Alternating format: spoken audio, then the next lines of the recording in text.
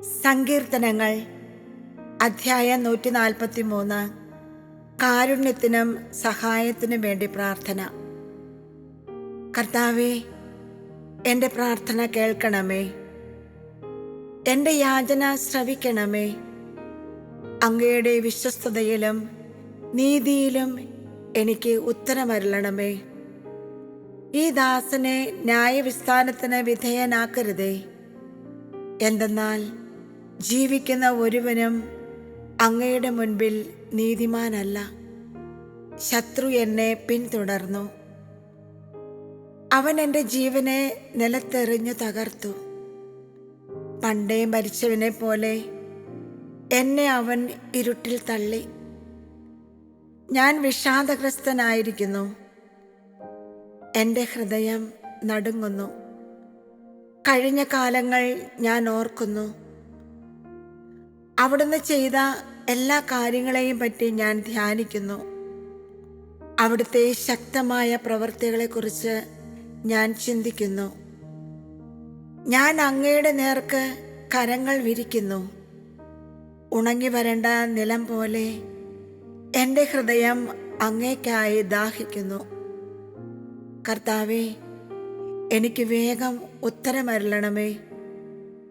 ഇതാ എൻ്റെ പ്രാണൻ പോകുന്നു.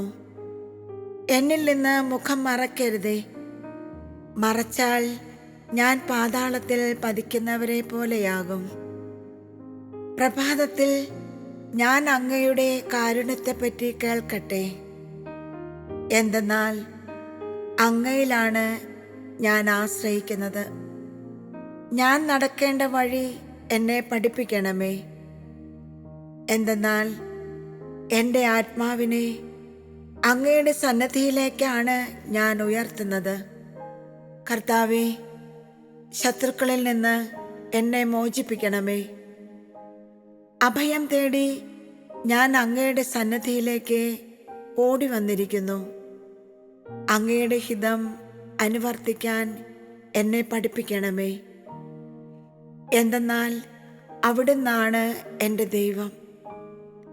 അങ്ങയുടെ നല്ല ആത്മാവ് എന്നെ നിരപ്പുള്ള വഴിയിലൂടെ നയിക്കട്ടെ.